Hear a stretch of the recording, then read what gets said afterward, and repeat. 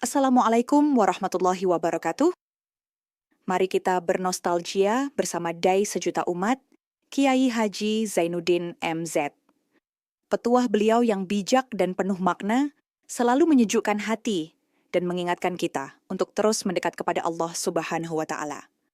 Jangan lupa subscribe, like, dan share channel Ngaji di Teras Online agar semakin banyak yang merasakan manfaatnya. Kehidupan kita sebagai seorang muslim minimal 5 kali dalam sehari semalam kita mendengar seruan untuk mendirikan solat yang disebut azan. Ada kalimat menarik di dalam kalimat azan itu, yakni seruan hayya 'alal falah, marilah menuju kepada keberuntungan, marilah meraih kemenangan. Seruan ini adalah kecenderungan dari setiap manusia, apapun warna kulitnya. Artinya, setiap orang dalam hidup selalu ingin meraih dan mencari kemenangan. Kemenangan akan melahirkan kepuasan batin, dan kepuasan batin memberikan kebahagiaan. Sedangkan kekalahan melahirkan penderitaan batin, dan penderitaan batin menjerumuskan seseorang di dalam berbagai bentuk kerugian. Jikalau inilah seruan azan, maka masalahnya ialah apa yang menyebabkan kita meraih kemenangan. Al-Quranul Karim memberikan tuntunan dan ajaran kepada kita bahwa orang-orang yang memperoleh kemenangan itu tidak lain adalah orang-orang yang bertakwa. Hanyalah mereka yang bertakwa kepada Allah Subhanahu wa Ta'ala pada akhirnya akan tampil sebagai pemenang. Lalu siapa orang yang bertakwa itu? Dijelaskan dalam awal-awal Al-Baqarah, orang yang bertakwa yang akan meraih kemenangan. Pertama, allazina yu'minuna bil ghaib, yaitu orang-orang yang beriman kepada yang gaib, percaya bahwa ada alam yang gaib, alam yang abstrak, alam yang tidak bisa dijangkau oleh salah satu daripada panca indera kita. Mereka percaya dan beriman kepada adanya malaikat, beriman kepada adanya iblis dan jin, beriman kepada adanya alam kubur, beriman kepada adanya alam mahsyar, beriman kepada adanya alam akhirat, beriman kepada adanya surga dan neraka. Beriman bukan cuma sekedar beriman dalam ucapan bibir saja, tetapi beriman yang nilai iman itu mampu mewarnai gerak dan gaya hidupnya. Iman yang meresap sampai ke tulang sumsum, kemudian memberikan dampak positif di dalam kehidupan manusia. Alam, kita tahu, adalah sesuatu yang selain Allah, dan Allah bukanlah alam. Apapun namanya selain daripada Allah itu adalah alam. Alam pada hakikatnya terbagi menjadi dua. Ada alam syahadah, alam nyata, alam konkret, alam yang bisa dijangkau oleh salah satu indera kita. Kemudian ada alam ghaib, alam yang tidak bisa dijangkau oleh panca indera kita, alam metafisika, alam abstrak, alam yang wajib kita imani keberadaannya. Kita percaya bahwa malaikat itu ada, kita percaya kepada jin, bahwa jin itu ada, kita percaya kepada adanya iblis dan setan. Bukan percaya kepada iblis dan setannya, percaya bahwa iblis dan setan itu ada. Itu termasuk salah satu daripada sifat orang yang bertakwa kepada Allah. Saudara-saudara kaum muslimin rahimakumullah, kecenderungan pembangunan yang lebih bersifat materialistis biasanya menggeser aspek kehidupan rohani. Orang berpikir empiri, dan dalam pola pikir yang demikian maka alam gaib tidak lagi mendapat perhatian. Aspek kehidupan yang bersifat rohaniah malah mulai ditinggalkan. Akibatnya terjadilah kepincangan di dalam kehidupan kita. Pernah ada satu pengalaman pribadi dalam perjalanan kembali ke tanah air. Dalam pesawat di sebelah kanan saya duduklah seorang Jerman namanya Heiner Simonsen. Iseng saya ajak kenalan, saya ajak ngobrol, saya tanya dia. Saya bilang, Mas Heiner ini, kalau pesawat yang kita tumpangi ini jatuh ke bawah, kira-kira apa yang bakal terjadi, Mas? Dia bilang, kita semua akan mati. Begitu? Iya. Oke. Apa itu mati? Tanya saya. Dia bilang, untuk tahu apa itu mati, kita harus tahu lebih dahulu apa itu hidup. Saya pikir nih bule bisa ngomong juga. Baiklah kata saya. Apa hidup menurut Anda itu? Oh, hidup itu dia bilang, kalau seluruh anggota badan kita bekerja secara normal, paru-paru memompa darah secara normal, jantung berdetak secara normal, sel-sel tubuh bekerja secara fit, dan organisme tubuh hanya mau bekerja secara normal, dia bilang, kalau kita memberi makan yang cukup, menu yang teratur, dan gizi yang lengkap. Saya bilang, kesimpulannya apa, Ner? Dia jawab, hidup adalah dari tangan ke mulut. Life is from the hand to the mouth, kata dia. Hidup adalah dari tangan ke mulut. Jadi masalah hidup tidak lebih daripada masalah isi perut. Orang pergi pagi, pulang sore, peras keringat, banting tulang, perut yang dibelain. Saya bilang, you are wrong. Sampean salah, Ner. Kamu orang Islam bukan? Bukan. Pantas. Kenapa saya salah? Dia bilang, ya jelas salah. Salahnya di mana? Kamu ini manusia. Kalau hidup cuma dari tangan ke mulut, saya bilang, kambing di kampung saya juga begitu pikirannya, Ner. Itu kambing di kampung saya, asal perutnya kenyang, sudah hidup dia. Perkara besok bagaimana, lusa prospeknya macam mana, bulan depan ada apa, kambing nggak pernah mikir. Di kampung saya kambing juga pikirannya begitu. Kamu Kristen ya? Tadinya. Loh kok tadinya, lalu apa sekarang kamu ini? Dia bilang, sekarang saya netral. Saya tidak beragama, tapi saya percaya kepada Tuhan sebagai pencipta alam. Saya ingat benar dia bilang, I haven't any religious, but I believe to God as the creator of the world. Kenapa bisa netral begitu, Ner? Habis saya bingung katanya. Islam bilang Islam baik, Kristen bilang Kristen baik, Hindu Buddha bilang Hindu Buddha baik, semua agama baik. Saya netral sekalian, nggak beragama. Yang penting saya percaya kepada Tuhan. Saya bilang, Ner, kamu ini kayak orang mau beli celana, lalu bingung. Yang satu bilang Levi's bagus, yang satu bilang Blue Jean hebat, yang satu bilang Wool England hebat. Celana ini hebat, celana itu bagus, celana ini hebat, semua celana bagus, kamu bingung. Akhirnya netral, tidak pakai celana. Itu juga salah. Saya pikir-pikir, kemudian saya melihat bahwa dua pola berpikir Heiner ini nampaknya sudah mulai menggejala di lingkungan masyarakat bangsa kita. Disadari atau tidak, secara jujur kita harus berkata, dua pola pemikiran Heiner ini mulai berkembang di tengah masyarakat bangsa kita. Pertama, pola pikir materialisme. Hidup adalah dari tangan ke mulut. Masalah hidup tidak lebih masalah isi perut. Itu yang perlu dibela, dan disitulah arti kehidupan. Pergi pagi, pulang sore, peras keringat, banting tulang untuk mempertahankan perut. Kalau sudah kemari cara orang berpikir, maka buat apa percaya kepada yang gaib? Untuk apa sholat? Untuk apa puasa? Untuk apa zakat? Untuk apa menghadiri majelis taklim? Tanpa kepercayaan kepada yang gaib, hidup berjalan menurut alur empiris dan materialis.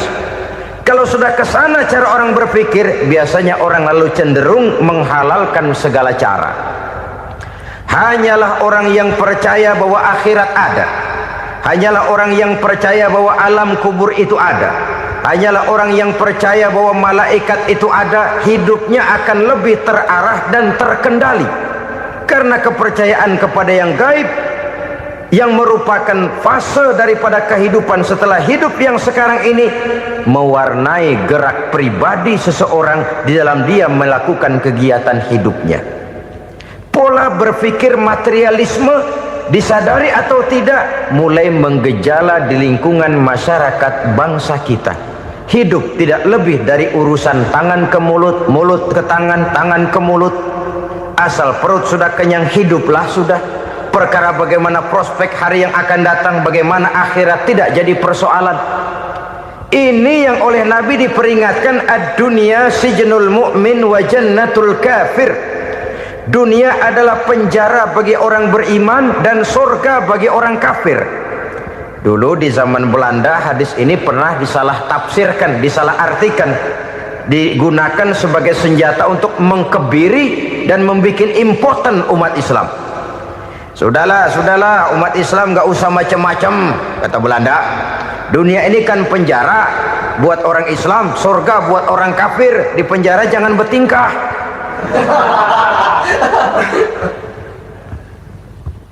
Pengertiannya tidak begitu.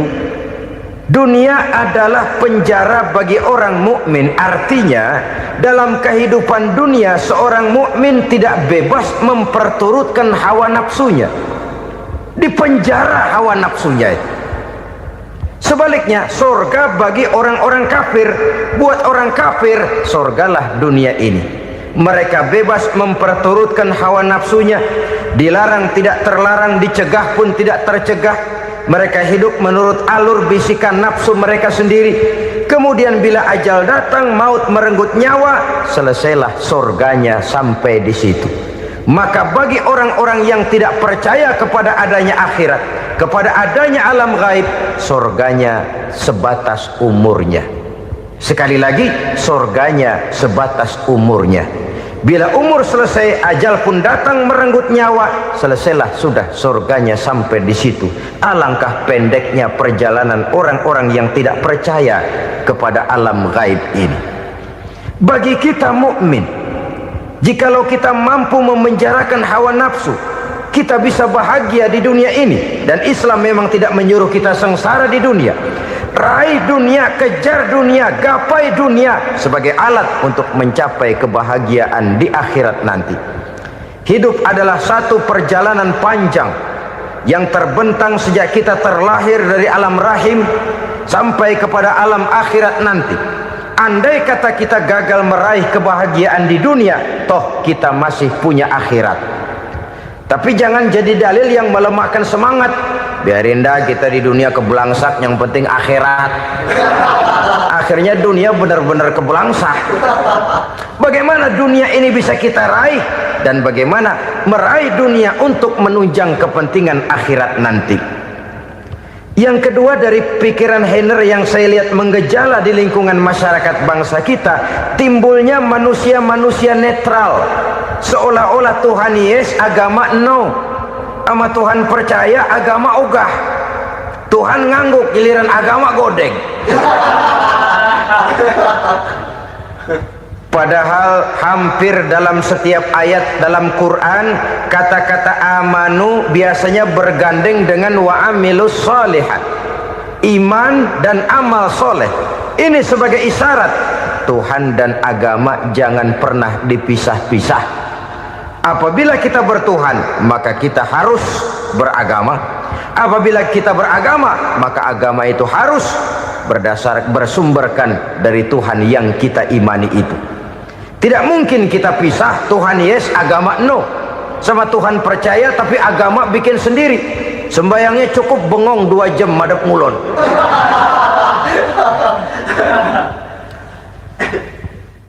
Saudara-saudara kaum muslimin rahimakumullah. Jadi dengan demikian, agama yang kita akui merupakan unsur mutlak di dalam pembangunan sekarang ini, merupakan bagian dari kehidupan yang menuntun kita bahwa di balik alam nyata ini, di balik alam syahadah ini ada alam gaib. Dan mudabbir, murabbi, yang mengatur, yang menguasai, yang memelihara baik dia alam nyata, baik dia alam gaib, tidak lain adalah Allah Subhanahu wa ta'ala. Di sana ada satu super power, satu maha kekuatan yang kita perlu bersandar kepadanya. Sebagai makhluk nyata yang hidup di alam nyata, berbuatlah secara nyata sebagaimana harusnya kita berbuat. Karena Islam jelas bukan agamanya orang pemalas. Islam jelas bukan agamanya orang yang mengajarkan setelah selesai sholat boleh duduk, nggelenggem ayam-ayam, ndelohom, menghitung bintang di langit sambil menunggu keajaiban. Tidak. Islam adalah agama yang mengajarkan apabila sholat sudah selesai kamu kerjakan, bertebaranlah di permukaan bumi, cari karunia Tuhanmu. Jangan hidup berpangku tangan menunggu keajaiban, karena hidup bukan undian. Jangan berharap untung besar tanpa mau peras keringat. Tapi di sebalik itu toh kita juga harus yakin bahwa di sisi usaha nyata yang kita lakukan ada satu super power, satu maha kekuatan gaib yang menentukan berhasil dan tidaknya usaha kita. Kepercayaan kepada hal semacam inilah yang mendorong kita untuk mempunyai sandaran vertikal, agar jikalau usaha ini berhasil kita tidak lupa diri dan lupa daratan. Jikalau usaha ini gagal kita tidak putus asa dan buruk sangka, tidak cupik pandangan dan sempit hati, tapi mampu melihat persoalan dengan kacamata putih sambil husnuzon kepada Allah Subhanahu wa ta'ala. Kita percaya malaikat itu ada yang namanya raqib dan atid, mengawasi gerak hidup kita sampai kepada gerak hati kita. Ini memberikan sugesti agar kita berhati-hati, tidak sejengkal tanah pun kita bisa berlindung dari pengawasan raqib dan atid. Ada munkar nakir yang akan menyoal kita di alam kubur. Ada malaikat Malik, penjaga neraka. Ada malaikat Ridwan yang menjaga surga. Kita percaya kepada adanya jin, kita percaya kepada adanya setan, iblis. Percaya kepada adanya, bukan mempercayai si setan, si iblis lalu menjadikannya sebagai teman. Tidak. Percaya bahwa mereka itu ada dan merupakan makhluk Allah yang gaib, yang diciptakan Allah Azza wa Jalla. Kepercayaan kepada alam gaib memberikan motivasi terhadap gerak lahir manusia, sehingga dengan motivasi kepercayaan kepada yang gaib, gerak lahir jadi lebih terarah, jadi lebih terpelihara. Pernah seseorang bertanya, "Pak, apakah adanya akhirat bisa dibuktikan secara ilmiah?" Saya bilang tidak bisa, tidak bisa. Kenapa? Karena yang berangkat nggak pernah pulang kembali lagi. Kalau dia pulang kemari bisa kita tanya bagaimana enak di sono. Cuma secara moral saya katakan, lebih beruntung orang yang percaya kepada akhirat daripada yang tidak. Sekarang saudara percaya akhirat ada, lalu saudara baik-baik di dunia, sholat, puasa, zakat, menolong orang lain, menebarkan kebajikan. Saudara mati, andai kata akhirat tidak ada, toh dalam hidup saudara sudah berbuat baik. Paling tidak nama saudara akan dikenang sebagai orang baik. Sebaliknya, saudara percaya, kata saya, bahwa akhirat tidak ada, lalu hidup semau-maunya, tenggelam dalam maksiat dan munkarat, menentang Allah, tidak mau ruku dan sujud. Lalu saudara mati, kemudian akhirat ada, ayo mau apa? Bekal tidak punya.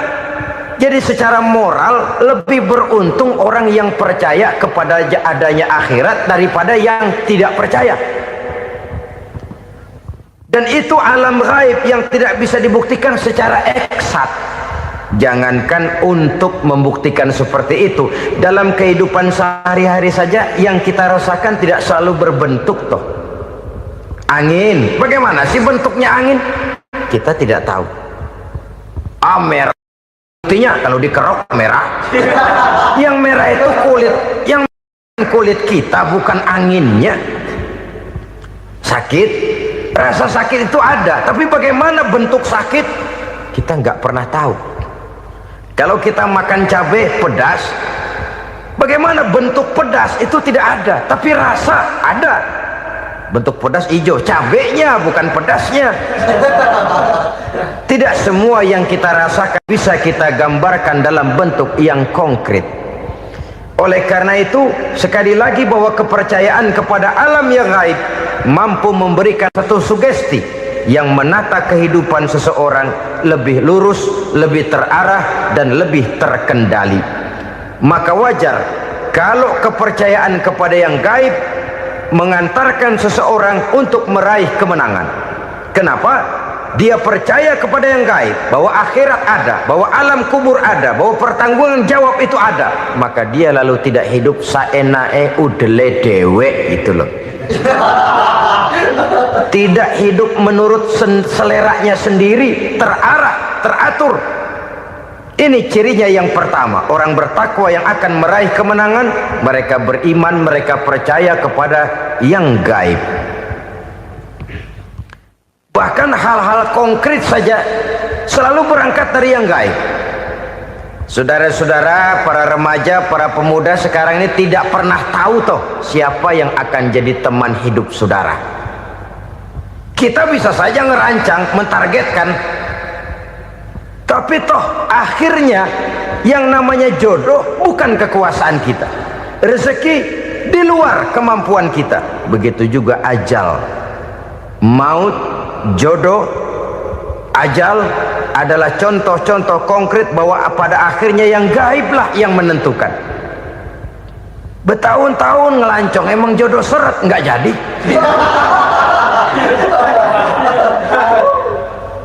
Begitu kenal baru setengah malam nginep ditangkap hansip kan. Hal-hal semacam itu kadang-kadang kita berpikir suuzon, gilet, perempuannya cakep banget, lakinya rebek amat. Memang begitulah jodohnya. Memang begitulah jodohnya. Saudara hadirin ma'asyiral muslimin yang saya hormati, jadi hal-hal yang konkret saja kita yakini sepenuhnya ditentukan oleh satu superpower yang gaib itu tadi. Dari sanalah segala ketentuan itu berangkat dan kesanalah segalanya akan kembali. Maka kepercayaan kepada yang gaib meluruskan gerak hidup seseorang dan itu akan mengantarkan dia kepada meraih kemenangan. Satu. Yang kedua, wa yuqimuna shalah. Orang bertakwa yang akan meraih kemenangan itu adalah orang-orang yang mendirikan sholat. Kenapa sholat mengantarkan orang untuk meraih kemenangan? Yang jelas, inna sholata tanha anil fahsya'i wal munkar. Sholat mampu mencegah manusia dari perbuatan keji dan munkar. Banyak filsafat hidup yang terkandung di dalam sholat ini. Sejak kita wudhu sampai kita menghadap ke arah kiblat, sampai kita melakukan gerak-gerak sholat, bacaan-bacaan yang ada di dalam sholat, lalu sampai kepada mengucapkan salam. Banyak filsafat hidup yang terkandung di dalam sholat. Umpamanya saja, setelah takbiratul ihram mulai kita dengan sholat dalam posisi berdiri, diajarkan dalam kitab-kitab fikih agar kita melihat ke arah tempat sujud. Ini kan filsafat kehidupan. Kalau kamu sholat dalam posisi berdiri, lihat tempat sujud. Jangan sholat mata jelalatan, sebab nanti bisa mengurangi kekhusyuan. Jadi wajar kalau yang dikatakan bahwa yang paling afdol adalah shaf yang di depan. Kenapa? Secara harfiah pengertiannya akan lebih mengundang kekhusyuan. Kenapa? Kalau kita di shaf paling depan di masjid umpamanya paling banter kita lihat tembok. Tapi kalau kita shaf di tengah atau di belakang, orang-orang di depan kita pun akan kelihatan. Yang bajunya loreng, yang bajunya genggang, yang bajunya macam-macam. Kita lihat, kadang-kadang kita pikirin, ada yang bajunya bolong. Kita sholat tapi dalam hati, nih orang bajunya robek yang nggak tahu apa. Ada saja hal-hal yang mengusik kekhusyuan kita. Oleh sebab itu diajarkan dalam posisi berdiri, lihat, arahkan pandangan matamu kepada tempat sujud. Ini kan filsafat kehidupan. Maksudnya apa? Kalau lagi diri, lihat dong tempat sujud. Kalau udah di atas, ingat dong sama yang bawah. Kalau sudah tinggi, ingat dong dari mana kamu berangkat. Kalau sudah berkuasa, bantu dong yang lemah. Kalau sudah kaya, santuni dong yang miskin. Kalau sudah alim, bimbing dong yang awam. Ini filsafat kehidupan. Dalam posisi berdiri, kau lihat tempat sujud. Ini akan melahirkan kepekaan sosial, di mana seseorang mau tahu kepada orang lainnya. Bagaimanapun kaya kita, tinggi pangkat dan jabatan kita, jikalau hidup hanya untuk kepentingan perut sendiri saja, rasanya belum membawa manfaat di dalam kehidupan kita. Tapi efek yang tertinggi sesungguhnya, solat mencegah manusia dari perbuatan keji dan munkar. Perbuatan keji dan munkar, walaupun kelihatannya mendatangkan uang, membawa keuntungan, tapi itu keuntungan semu, keuntungan sementara. Dengan menipu orang lain kita bisa dapat untung, tapi tidak membawa berkah.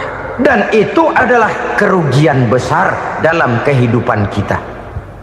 Maka untuk meraih kemenangan, harus dimulai dengan membentuk kepribadian yang tegar, memiliki sandaran vertikal yang langsung kepada Allah Subhanahu wa ta'ala. Dan itu hanya bisa kita tempuh melalui jalur ibadah formal yang sudah ditentukan Allah, yakni solat yang 5 waktu.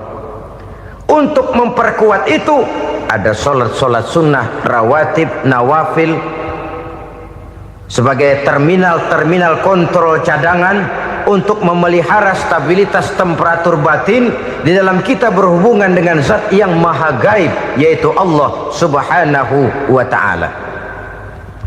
Orang sering bertanya, Pak, itu tetangga saya nggak sholat, duitnya nggak habis-habis, Pak. Nggak sholat tapi mobilnya tambah terus. Nggak sholat tapi usahanya makin maju. Tapi di sisi lain ada orang yang rajin sholat, rezekinya butak bener. Anaknya mana kurus, mana korengan. Saudara hadirin ma'asyiral muslimin rahimakumullah, harus saya katakan bahwa solat memang bukan untuk cari duit. Solat adalah sandaran vertikal kita kepada Allah.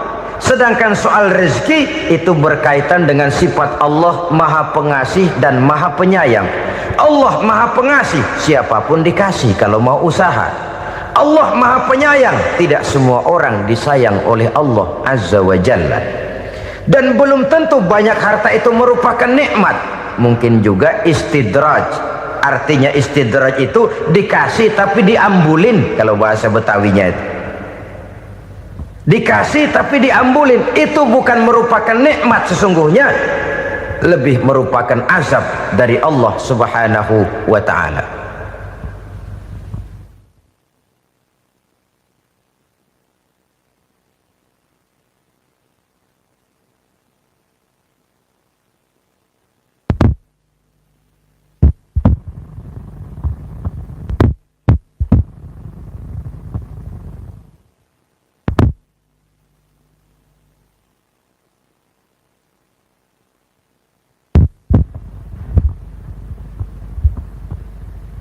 Agama mempunyai sistem solat, dan kita umat Islam telah dituntun oleh Allah Subhanahu wa ta'ala yang wajibnya 5 kali dalam sehari semalam mendirikan solat, dan itu tentu berada dalam jangkauan kemampuan manusia. Pada awalnya barangkali kita memang merasa solat itu satu kewajiban, tapi semakin kita hayati makna, manfaat dan filsafat yang terkandung di dalam ajaran solat, semakin sampai kita kepada keyakinan bahwa solat adalah keperluan kita. Sehingga pada waktu tertentu dinilai puncaknya, kita tidak lagi akan berkata saya wajib solat, tapi kita akan berkata saya perlu solat. Kalau kita sudah merasakan itu adalah keperluan kita, nah di sanalah kita baru akan merasakan ruginya kalau hal itu tidak kita laksanakan. Sepanjang kita masih berkata saya wajib sholat, kita akan lebih merasakan dia sebagai beban ketimbang sebagai keperluan. Yang jelas Allah tidak memerlukan ibadah yang kita laksanakan ini. Dengan kata lain, andai kata satu dunia penuh ini orang tidak ada yang sholat satu pun, Allah tidak akan turun dari jabatan Tuhan. Jangan lalu berpikir kalau kita ngambek se-RW kagak sembahyang Tuhan tekor kali ini ya. Tentu tidak. Itu perlunya kita, bukan perlunya Allah. Dan pada induknya kita akan berkata saya perlu agama. Kalau secara induk kita sudah memerlukan agama, maka konsep-konsep yang ada di dalam ajaran agama itu pun adalah juga merupakan keperluan kita. Baik dia bernama sholat, baik dia bernama puasa, baik dia bernama zakat, baik dia bernama haji, seluruhnya adalah keperluan kita. Dan sesuatu yang kita perlukan apabila tidak kita laksanakan akan melahirkan kerugian di dalam kehidupan. Jangan heran kalau kita membaca riwayat perjalanan hidup para salafus soleh, orang-orang soleh. Ada yang tahajud sampai 100 rakaat, ada yang sholat malam kakinya sampai bengkak. Kita sekalinya bengkak biri-biri. Ada yang sholat membaca surah dalam Al-Quran sampai khotam Quran. Kok mau? Mereka sudah merasakan itu keperluan. Itu saja soalnya. Satu saat pun jikalau kita merasa bahwa itu keperluan saya, kita pun akan melaksanakan seperti itu. Keperluan saya dalam kehidupan. Inilah yang kedua. Yang ketiga, orang bertakwa yang akan meraih kemenangan itu, wa mimma razaqnahum yunfikun. Mereka membelanjakan sebagian daripada rezeki yang diberikan Allah kepada mereka. Mereka infakkan di jalan Allah. Ada satu dialog menarik. Satu hari seorang anak muda bertemu dengan seorang kakek-kakek yang sudah dikenalnya baik. Bertanyalah anak muda ini, "Kek, umur kakek berapa tahun?" 15 tahun, kata si kakek. "Anak kakek berapa orang?" 1.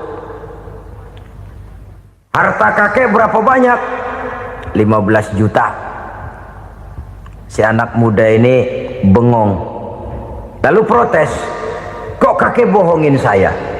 "Kenapa?" "Saya tahu umur kakek 70 tahun. Kenapa ngaku 15? Saya tahu anak kakek 5. Kenapa bilang 1? Saya tahu kakek miliuner, miliaran uang kakek. Kenapa ngaku cuma 15 juta? Begini, kata si kakek tadi. Benar, umur saya 70 tahun. Tapi dari umur yang 70 tahun itu baru 15 tahun terakhir ini saya merasakan ibadah kepada Allah. Meninggalkan maksiat, jauh dari segala macam munkarat. Maka yang 15 tahun inilah yang benar-benar saya rasakan sebagai umur saya. Benar anak saya 5, tapi yang 4 susah diatur. Cuman 1 rasanya nih yang bakal jadi si buah hati belahan jantung berlanjut cerita penerus sejarah.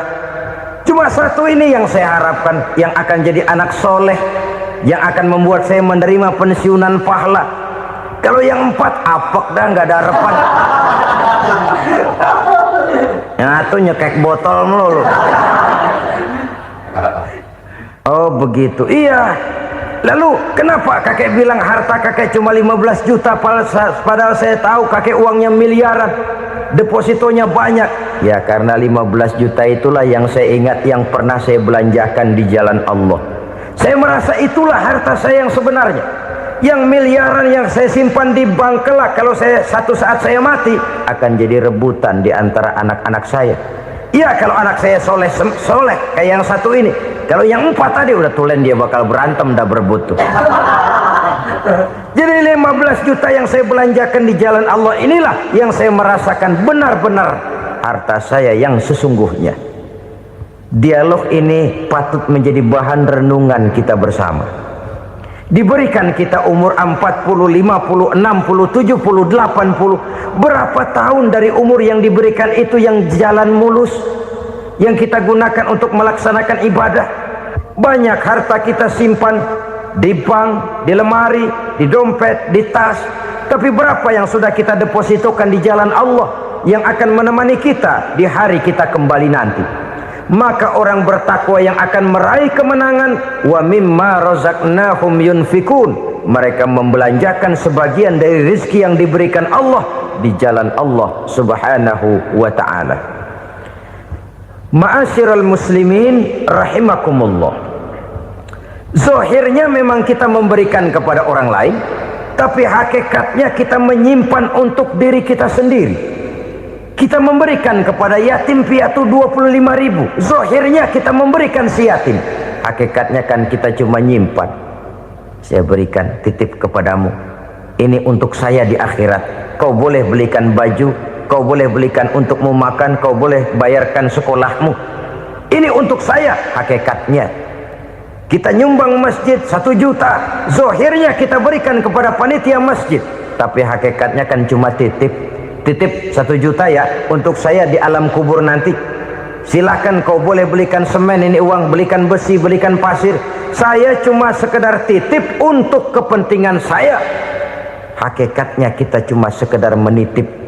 Sebagaimanapun pada hakikatnya, apapun yang kita miliki dalam kehidupan kan cuma sekedar hak guna pakai, bukan hak milik mutlak. Harta kita, rumah kita, kendaraan kita, kebun kita, pabrik kita, hak guna pakai saja. Hak milik mutlak cuma untuk Allah Subhanahu wa ta'ala. Saudara-saudara kaum muslimin rahimakumullah, ini yang ketiga.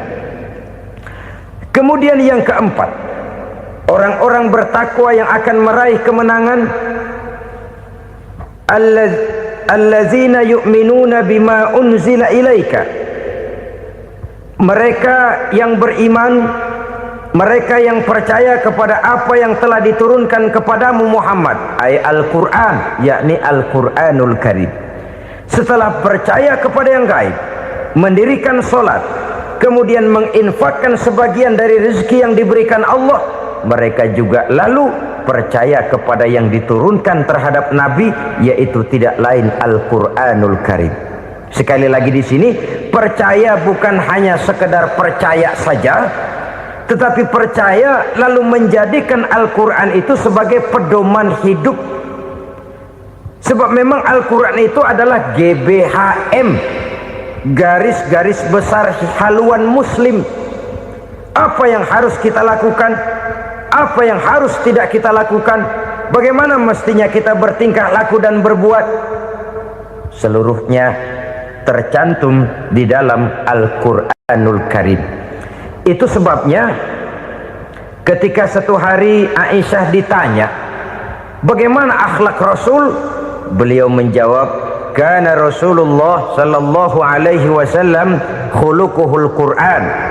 Akhlak daripada Rasulullah tidak lain adalah Al-Quran. Jawaban simpel ini memberikan gambaran bahwa keseluruhan daripada konsepsi Quran sudah diterjemahkan dalam kehidupan Rasulullah sallallahu alaihi wasallam. Karena kita tahu akhlak adalah keseluruhan dari gerak hidup manusia. Sejak ia berpribadi, berumah tangga, bertetangga, bermasyarakat, sampai kepada berbangsa dan bernegara, Al-Quran tetap memberikan sentuhan nilainya. Oleh karenanya, orang-orang yang bertakwa adalah orang-orang yang menjadikan Al-Quran sebagai pedoman dalam kehidupannya. Dan kita yakini Al-Quran diturunkan kepada Nabi Muhammad bukan merupakan produk Nabi Muhammad. Isi dan redaksinya langsung dari Allah Subhanahu wa ta'ala. Kemudian cirinya yang kelima, orang bertakwa yang akan meraih kemenangan itu, wa ma unzila min qablika. Tidak hanya sekedar percaya kepada yang diturunkan terhadap Nabi Muhammad, yaitu Al-Quran, mereka juga percaya kepada apa yang pernah diturunkan kepada para nabi, kepada para rasul sebelum Nabi Muhammad.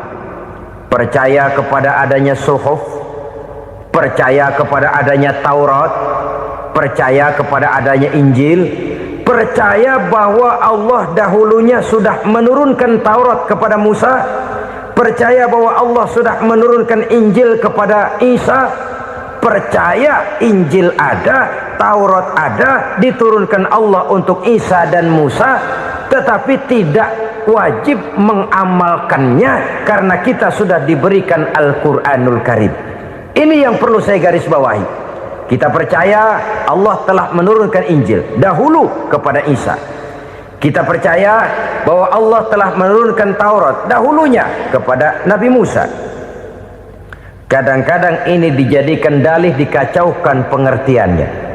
Quran saja mengajarkan bahwa orang yang bertakwa harus percaya kepada Injil, maka pakailah Injil. Apalagi kalau ayat sebelumnya ditilap, dihapus, dihilangkan, Injilnya yang ditekankan, maka akan terjadilah penekanan yang salah arah.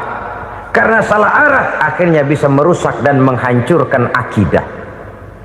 Ketika Rasul suatu saat pernah ditanya orang, "Ya Rasul, bagaimana sikap kita sebagai muslim terhadap Injil yang ada sekarang?" Beliau menjawab, "La tukadzibuhu jami'an wa la tusaddiquhu jami'an." Jangan didustakan seluruhnya, jangan juga dibenarkan semuanya. Artinya, ini sudah merupakan gambaran dari Rasul bahwa dalam Injil yang ada sekarang masih ada ajaran-ajaran tauhid yang dibawa oleh Nabi Isa dan diajarkan kepada umatnya. Tapi juga dalam Injil yang sekarang ini sudah terkena intervensi dan investasi manusiawi. Karena itu Rasul menyimpulkan, la tukadzibuhu jami'an wa la tusaddiquhu jami'an. Jangan didustakan semua, jangan dibenarkan seluruhnya.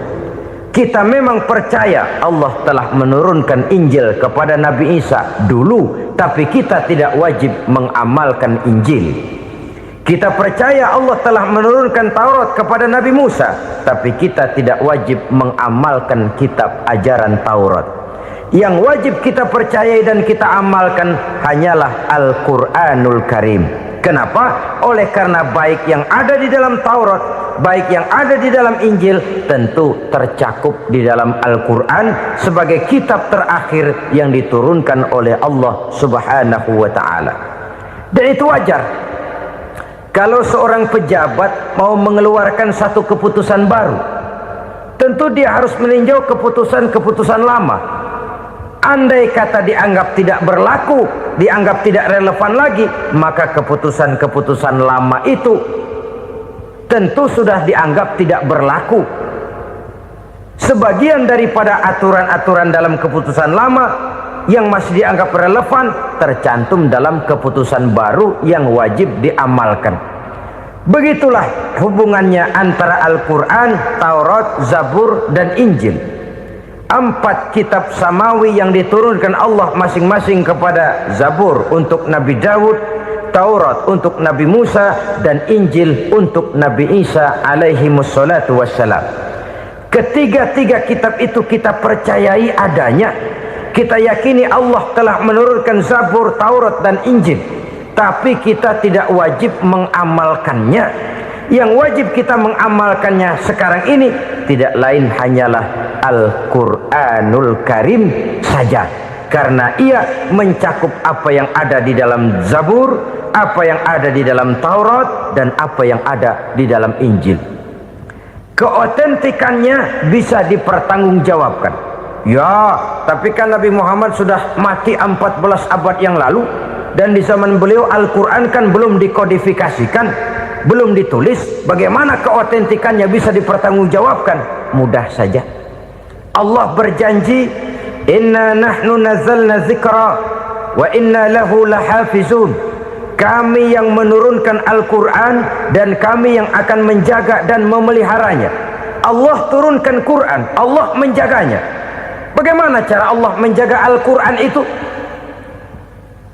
Banyaknya orang-orang yang hafaz Al-Quran. hafaz Al-Quran 30 juz, 114 surah, 6.666 ayat.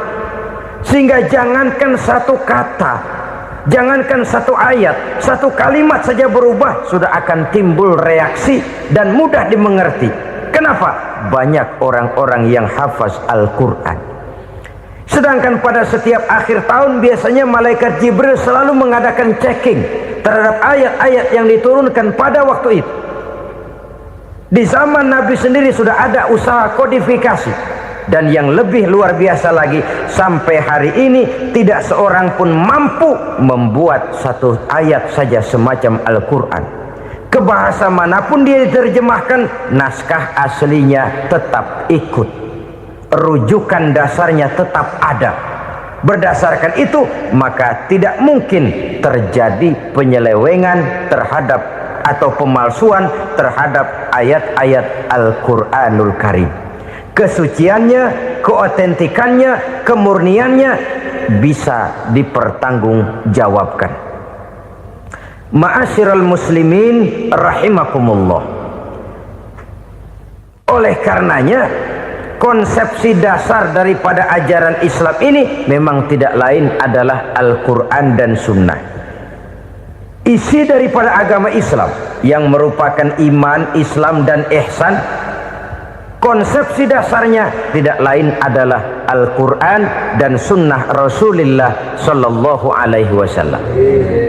Maka yang kita perlukan sekarang ini adalah terjemahan Al-Quran di dalam kehidupan kita. Dengan demikian, maka gaya kehidupan yang lebih Qurani itulah yang kita dambakan. Kita perlu memang terjemahan Quran dalam bahasa Inggris, dalam bahasa Belanda, dalam bahasa Jepang, tapi yang lebih kita perlukan adalah terjemahan Quran di dalam kehidupan kita. Konsekuen, tidak memanipulasi, ringan sama kita jinjing, berat sama kita pikul. Jangan kalau lempengan ayat Quran tuh kira-kira enak diamalin, keras teriakan kita. Giliran kira-kira ayat Quran itu mukul kepala kita sendiri, diam kita. Itu ciri yang pernah disindir Allah dalam awal-awal Baqarah juga. Ciri beragamanya orang yang munafik. Kullama adha'a lahum masyawfih, kata Allah. Wa iza azlama alaihim qamu. Apabila terang mereka jalan, apabila gelap mereka berhenti. Artinya, kalau kira-kira di Islam nguntungin, rame-rame pada teriak Islam. Tapi ketika diminta untuk berjuang, ketika dituntut untuk berkorban, rame-rame mengundurkan diri. Nasib agama tidak ubahnya seperti daun pisang yang dikait orang di tepi jalan lantaran tak berpayung di ketika hari hujan. Manakala hujan usailah sudah, daun itu pun dicampakkan di tepi jalan, diinjak pula orang nan lalu. Artinya, orang menjadikan agama cuma sebagai lipstick, decoration only, tidak konsekuen. Hanya pada saat-saat kelihatannya Islam membawa keuntungan, rame-rame orang teriak-teriak tentang Islam. Tapi jikalau diminta berjuang, jikalau dituntut untuk berkorban, biasanya rame-rame juga mengundurkan diri. Jangan heran kalau mayoritas hitungan kita, tapi minoritas peranan kita. Kuantitas kita dalam jumlah, tapi dalam kualitas kita lebih sering jadi penonton daripada jadi pemain. Padahal itu sangat tidak boleh terjadi. Umat Islam di Indonesia harus bangkit. Umat Islam di Indonesia harus sadar akan keberadaannya. Tidak boleh hanya jadi penonton berpangku tangan, karena memang agama kita juga mengajarkan untuk konsekuen di dalam menjabarkan ajaran-ajaran daripada agama kita. Kita sering jatuh menjadi umat yang lemah oleh karena kita ini tidak pandai menggalang kebersamaan yang diakibatkan tidak konsekuennya kita. Diistilahkan bahwa umat Islam di dalam menggalang kebersamaannya itu harus seperti orang main sepak bola. Saudara-saudara kan tahu orang main sepak bola itu. Orang main sepak bola, kalau pertandingan belum dimulai sih silakan saja kumpul di luar lapangan, atur strategi yang baik. Tapi kalau pertandingan sudah dimulai, turun ke lapangan hijau, jangan kumpul terus. Ada sepak bola gotong royong. mundur rame-rame, depan ke depan kumpul melulu mainnya. Kalah. Orang main sepak bola itu ya harus ada penyerang tengah, harus ada penjaga gawang, harus ada strikernya, harus ada kiri luarnya, kanan dalamnya yang jadi backnya. Posisi boleh bermacam-macam, tapi yang penting saling ngoper untuk menggolkan gawang lawan. Begitulah umat Islam ini. Boleh ada yang jadi pejabat, boleh ada yang jadi pengusaha, boleh ada yang jadi petani, silakan ada yang jadi seniman, ada yang jadi penyair, ada yang jadi artis sekalipun. Tapi kalau sudah berhasil menguasai bola, jangan lupa operannya. Operan itu yang langka. Kita ini muslim kadang-kadang kalau sudah memegang menguasai bola, kalau belum mau mampus, belum mau ngoper. Nanti kalau sudah nggak punya bola, baru mau ngoper. Kalau sudah dengar-dengar mau dekat pensiun, baru mau jihad, baru mau berjuang, baru mau ngurus pesantren. Tanda tangan sudah tidak laku, memo sudah tidak dihargai, baru mau berjuang. Kemarin kemana mas?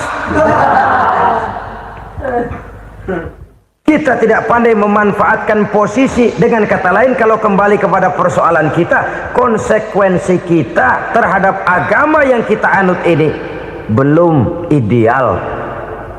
Kita masih lebih sering berislam ini pada saat-saat yang menurut perhitungan kita membawa keuntungan. Tapi kalau diminta berjuang, dituntut berkorban, yang itu pun hakikatnya adalah untuk kepentingan kita juga. Allah tidak pernah menuntut kita untuk jihad bagi kepentingan Allah, itu tidak. Berjuang menegakkan agama Allah, apakah untuk kepentingan Allah? Tidak. Untuk kepentingan kita. Sebab nilai-nilai jihad itu pada akhirnya akan membawa kita kepada suatu kebahagiaan. Setidaknya kalau tidak di dunia, tentu di akhirat sebagai syahid. Oleh karena itu, pada bagian akhir ini saya ingin mengajak, marilah kita konsekuen.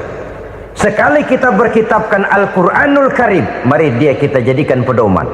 Jangan cuma kita jadikan sebagai penghias dinding, pelengkap rumah, bahwa di rumah kita ada Al-Quran, tapi yang baca kecoa. Habis pada bolong tuh Quran. Yang penting kan punya Quran. Ditaruh di pintu rumah, biar apa? Biar kuntilanak kagak masuk katanya. Ya apa itu nasib Quran, cuma kerjanya jaga pintu, ngusir kuntilanak, ngusir memedi. Bagaimana kita hidup menurut tuntunan Al-Quran? Kadang-kadang tidak pernah menjadi masalah bagi kita. Maka bagaimanakah Al-Quran akan mungkin membawa keberkahan dalam hidup kalau ajarannya kita injak-injak dalam keseharian kita? Mewujudkan gaya hidup yang lebih Qurani, itulah yang akan kita rintis di dalam kehidupan kita, bertahap, step by step, menurut kemampuan yang ada pada kita. Jika jalan ini tidak bisa kita selesaikan, percayalah akan ada generasi penerus yang akan melanjutkan usaha dan cita-cita mulia itu. Jadi percaya kepada Taurat, percaya kepada Injil, sekedar percaya Allah dahulunya sudah menurunkan itu, tapi kita tidak wajib mengamalkannya. Kenapa? Generasi Injil masa berlakunya sudah kedaluarsa. Taurat masa berlakunya sudah kedaluarsa. Injil pernah berlaku untuk orang Nasrani di zaman Nabi Isa. Taurat pernah berlaku untuk orang Yahudi di zaman Nabi Musa. Setelah generasinya berlalu, datang Rasul penutup yang membawa Al-Quranul Karim, maka Al-Quran itulah yang berlaku menjadi pedoman sampai hari akhir nanti. Jangan jauh dari Al-Quran, karena apabila ini kita lakukan, maka kita akan kembali kepada satu gaya hidup yang jauh dari tuntunan agama, dan itu artinya kita akan semakin jauh untuk meraih kemenangan. Saudara-saudara kaum muslimin rahimakumullah. Yang keenam, yang terakhir, orang-orang bertakwa yang akan meraih kemenangan itu wabil akhirati hum yuqinun. Mereka percaya, mereka yakin seyakin-yakinnya akan adanya hari akhir, di mana seseorang akan mempertanggungjawabkan seluruh perbuatannya di dalam hidup ini. Dan tidak ada satu perbuatan yang bagaimana kecilnya sekalipun yang tersembunyi dalam pandangan manusia yang tidak akan dibukakan persoalannya di mahkamah Qadi Rabbul Jalil di akhirat nanti. Itulah sebabnya maka percaya kepada akhirat disebut secara khusus. Padahal di awal tadi sudah dijelaskan yu'minuna bil ghaib, percaya kepada alam gaib, dan alam gaib ini termasuk akhirat. Kenapa pada bagian akhir disebut lagi akhirat? Karena ternyata bahwa kepercayaan kepada adanya akhirat merupakan induk dari kepercayaan terhadap adanya malaikat, setan, jin dan lain sebagainya, dan akan lebih memberikan sugesti dalam kehidupan manusia untuk meluruskan gerak hidupnya. Jikalau satu saat tergerak hati akan berbuat kejahatan, ingin mencuri, sadarlah, awas ada akhirat. Sebab kalau kita cuma teriak awas ada polisi, itu cuma tertunda sementara, begitu polisi meleng embat. Kalau kita ingin berbuat jahat cuma berteriak awas ada hansip, cuma sementara kehansip itu ada. Tapi kalau ceritanya awas ada akhirat, mau menyeleweng awas ada akhirat, mau berjudi awas ada akhirat, mau mencuri awas ada akhirat. Keyakinan yang akan meluruskan gerak hidup manusia sehingga gerak itu jadi lebih terarah dan terkontrol, tidak merugikan baik diri sendiri, lebih-lebih orang lain.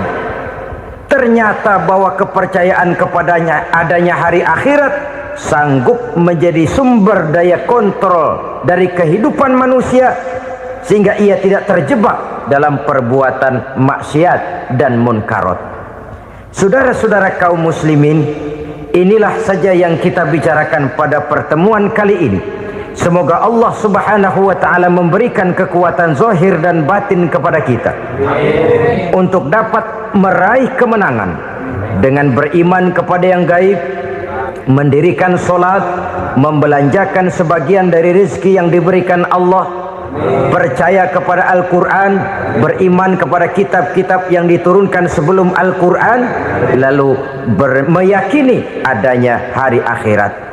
Bapak-bapak, ibu-ibu, saudara-saudara kaum muslimin rahimakumullah.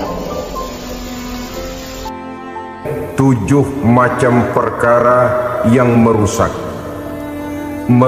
akidah dan keimanan, merusak amal perbuatan yang sudah kita kerjakan, merusak sendi-sendi kehidupan sosial, pendek kata merusak segala hal di dalam kehidupan kita. Jauhilah olehmu 7 macam perkara yang merusak. Yang pertama, asyirku billah, menyekutukan Allah Subhanahu wa ta'ala. Agama dimulai dari keyakinan, maka kehancuran agama selalu dimulai dari kehancuran keyakinan, iman atau akidah yang dimiliki oleh seseorang. Dan untuk menghancurkan nilai-nilai iman yang kita miliki ini, orang rasanya tidak akan menghantam kita dengan peluru kendali. Orang tidak akan mengirimkan nuklir ke sini. Orang tidak juga akan mengirimkan satuan militernya ke sini untuk menghancurkan nilai-nilai iman. Dibanjiri kita dengan paham-paham yang merusak dan mendangkalkan akidah, baik ia bernama materialisme, baik ia bernama sekularisme, baik ia bernama banjirnya maksiat dan munkarat, baik ia bernama banjirnya peradaban dan kebudayaan yang menghancurkan moral daripada anak-anak kita, sedikit demi sedikit melenturkan dan melunturkan nilai-nilai keimanan kita, untuk kemudian pada waktunya nilai iman itu akan bertukar dan berganti menjadi nilai syirik kepada Allah Subhanahu wa ta'ala. Atau pada sisi lain menjadikan yang selain Allah sebagai tujuan akhir daripada kehidupan kita. Sedangkan kita sama-sama maklum bahwa di dalam pandangan agama Islam, dosa yang tidak berampun, dosa yang terbesar termasuk dalam kategori bapak moyangnya dosa, tidak lain adalah syirik, yakni menyekutukan Allah Subhanahu wa ta'ala. Pola penghancuran iman ini memang berstrategi. Ditawarkan kita kepada paham materialisme, paham kebendaan, di mana otak menempati urutan sebagai ranking pertama, Tuhan jatuh pada urutan kedua. Lalu menyusul kepada paham sekularisme, Allah dipisahkan dari seluruh kegiatan hidup ini, untuk pada gilirannya menjadikan yang selain Allah sebagai tujuan akhir daripada seluruh kegiatan hidup kita. Oleh karenanya, kewajiban menjaga nilai-nilai iman ini merupakan kewajiban yang mulia tetapi berat, tidak hanya untuk kita, tetapi juga bagaimana mewariskannya kepada anak-anak kita, generasi yang akan datang.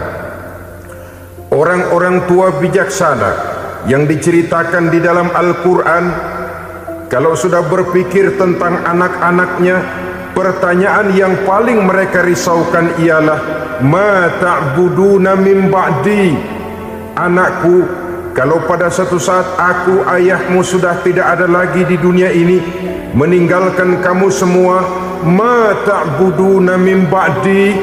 Apa yang akan kamu sembah, nak?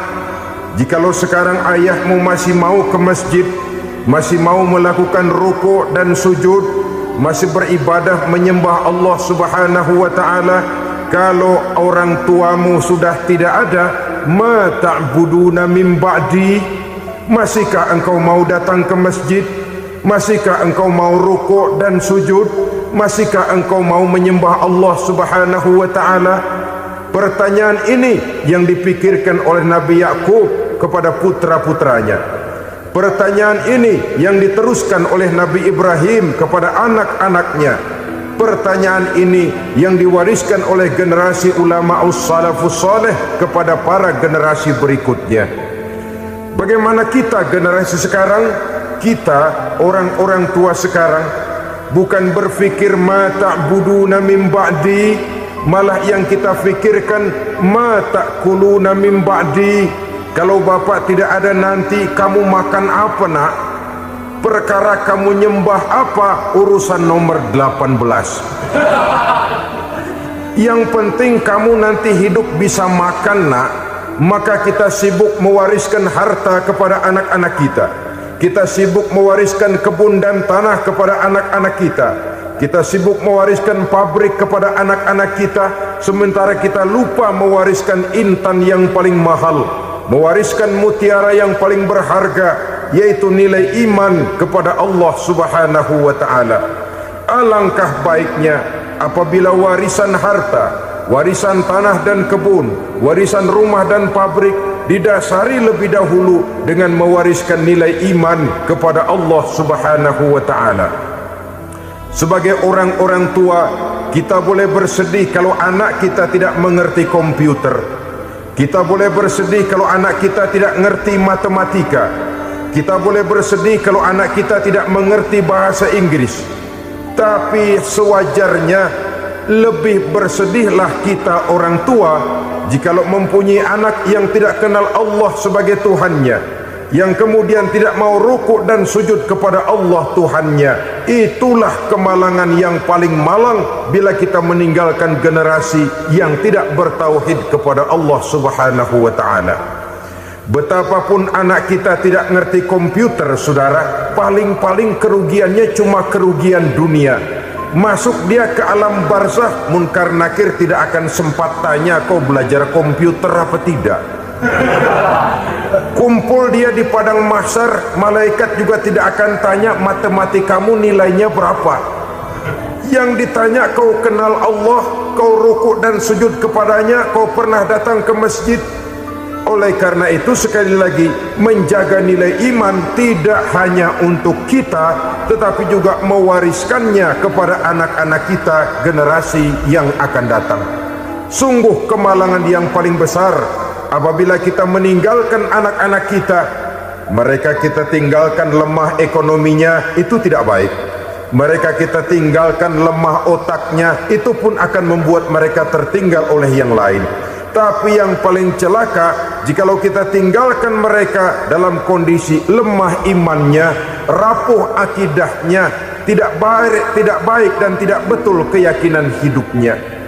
Oleh karena itu Nabi berpesan, jauhilah 7 perkara yang merusak. Yang pertama, syirik kepada Allah Subhanahu wa ta'ala, menyekutukan Allah baik dalam ucapan, dalam keyakinan ataupun dalam perbuatan. Ini perkara pertama yang termasuk 7 perusak besar di dalam kehidupan.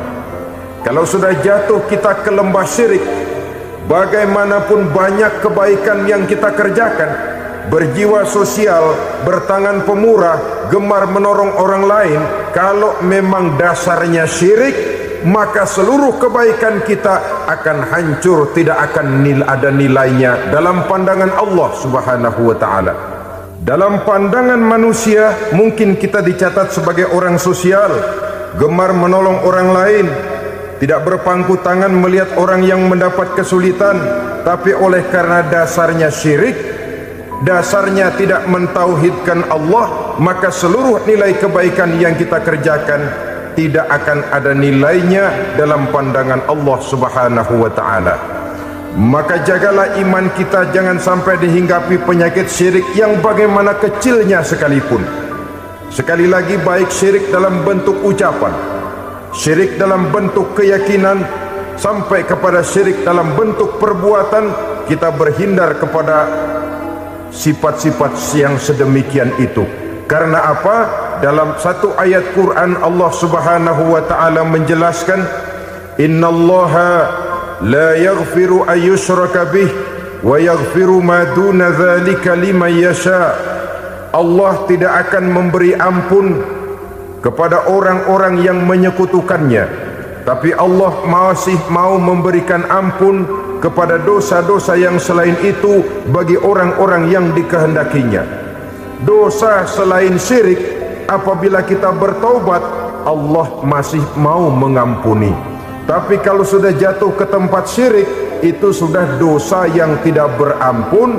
Taubatnya tidak lain melepas syirik, kembali kepada tauhid, berkeyakinan bahwa hanya ada Allah Subhanahu wa ta'ala, Tuhan satu-satunya yang lam yalid walam yulad walam yakul lahu kufuwan ahad, tidak beranak, tidak pula diperanakkan, dan tidak satu pun yang dapat menyerupai Tuhan Allah Subhanahu wa ta'ala. Saudara-saudara kaum muslimin rahimakumullah, bahwa kita di zaman sekarang memang tidak menyembah berhala, ya. Bahwa kita tidak berterang-terangan mengatakan Tuhan lebih dari satu, memang. Bahwa kita tidak berkeyakinan Tuhan itu punya anak atau diperanakkan, tentu. Tapi dalam perbuatan dan i'tiqad, kita kadang-kadang jatuh tanpa kita sadari ke tempat yang bernama syirik ini. Oleh karenanya, di zaman di mana teknologi makin canggih, di mana kemajuan pembangunan makin menjangkau berbagai aspek kehidupan, diperlukan keseimbangan antara kemajuan fisik material dengan kemajuan mental spiritual. Apabila tidak ada keseimbangan, yang terwujud tentulah kepincangan, yang diawali dengan pincangnya cara kita berpikir, sehingga pada akhirnya akan mengarah kepada pincangnya cara kita berbuat dan bertindak di dalam kehidupan kita. Oleh karena itu Nabi berpesan, jauhilah sifat syirik, karena syirik merupakan dosa yang teramat besar. Ini sifat merusak yang pertama. Yang kedua, kata Nabi, wasihra, jauhilah sihir. Sihir ini juga termasuk perkara yang merusak kehidupan. Kita semua sama-sama maklum bahwa sihir sebenarnya bukan persoalan baru. Sejak sebelum datang Islam, sihir itu sudah ada. Di zaman Yunani kuno, sihir ada. Di zaman Mesir kuno, di zaman Cina kuno, dan yang lain-lain yang serba kuno, sihir itu sudah ada. Bahkan para nabi pun, para rasul yang diutus oleh Allah Subhanahu wa taala senantiasa berhadapan dengan ahli-ahli sihir untuk menguji kebenaran dari misi yang mereka bawa. Sihir adalah perbuatan di luar kebiasaan yang bisa dikerjakan oleh ahlinya dengan bantuan jin atau setan. Hukum mempelajari sihir adalah haram, mengamalkannya lebih haram lagi. Sebab itu saudara-saudara, sihir merupakan perbuatan merusak yang harus kita jauhi. Ciri-ciri daripada perbuatan sihir, pertama, ia mengandung tipuan, bayangan khayal. Di zaman Nabi Musa misalnya, orang melihat tambang-tambang itu seperti ular. Nabi Musa melayangkan tongkatnya menjadi ular-ular besar yang memakan ular-ular kecil ciptaan tukang-tukang sihir Fir'aun tadi. Lalu sihir bisa terjadi dengan bantuan jin kafir atau setan. Kemudian ciri yang ketiga, sifatnya halus dan tersembunyi.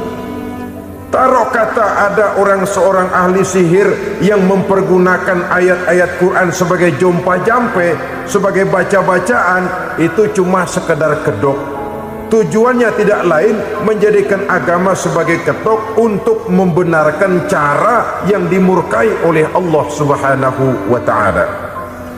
Satu hadis yang diriwayatkan oleh Imam Bazar dan Tabrani, Nabi berpesan, "Laisa minna man tatayyara lahu au takahhana au tukuhhina lahu au sahira lahu." Tidak termasuk ke dalam golonganku, kata Nabi, tidak termasuk umatku. Siapa mereka? Man tatayyara lahu, orang yang bertatoyur. Apa tatoyur itu? Dari kalimat toyaro, artinya terbang. Toir biasa diartikan dengan burung. Tatoyaro percaya kepada suara-suara burung. Man tatayyara lahu, mempercayai, meyakini dengan benar-benar kepada suara beburungan. Kan suka ada itu, nah bunyi burung tuh, maling liwat. Maling liwat, burung bunyi, maling liwat. Itu termasuk tatayyara lahu, percaya kepada suara burung. Kan aneh kalau suara orang nggak dipercaya, suara burung malah dipercaya. Ada ustadz ceramah, kiai ngaji, nggak mau didengerin, burung dengerin benar. Nah, suaranya dari sebelah mana? Belah kulon. Nah, itu tandanya ano. Habis dihitung-hitung, itu termasuk tatayyara lahu. Au takahana, atau bertenung, au tukuhina, atau minta ditenungkan, au sahirolahu, atau melakukan perbuatan sihir atau minta disihirkan. Laisa minna, tidak termasuk ke dalam golonganku, kata Nabi. Sehingga dengan demikian saudara-saudara, menghadapi sihir dengan sihir sekalipun termasuk perbuatan yang tidak diajarkan oleh agama. Kita kan mempelajari sihir untuk jaga diri, tidak apa-apa. Yang dilarang mengamalkannya, dilarang juga mempelajarinya. Sebab orang kalau sudah mengetahui, biasanya lalu terangsang untuk mencoba. Kalau percobaannya berhasil, biasanya terangsang untuk coba lagi dan coba lagi. Pada akhirnya ketagihan, lalu beralih menjadi profesi, apalagi itu nanti bisa mendatangkan hasil uang.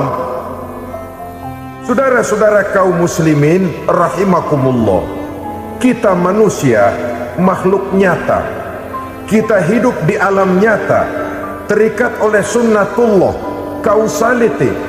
Oleh karenanya, bagi kita keyakinan yang penuh, keikhlasan di dalam bertuhankan Allah, penyerahan diri sepenuhnya hanya kepadanya, itu sudah merupakan obat penangkal yang sangat ampuh agar kita tidak terkena penyakit-penyakit yang dibuat oleh setan dan para pembantunya.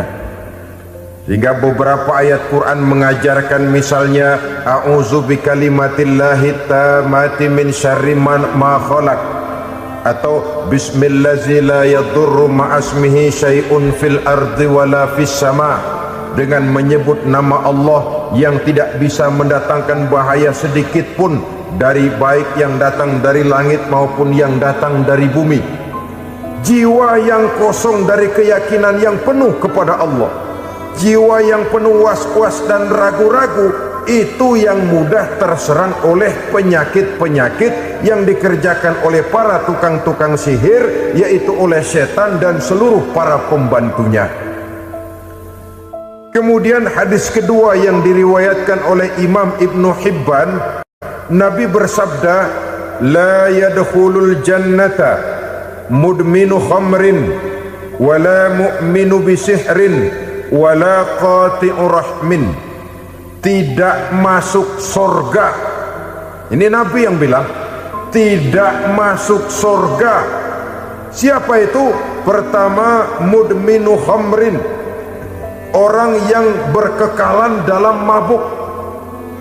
Selalu mudminun itu sudah menjadi perbuatan rutinnya, tidak kapok-kapoknya, teler seumur hidup.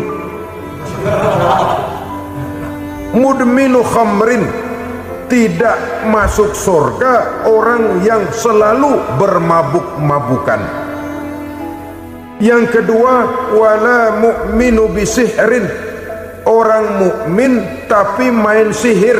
Ini juga oleh Nabi diperingatkan, tidak akan masuk surga orang mukmin tapi suka main sihir.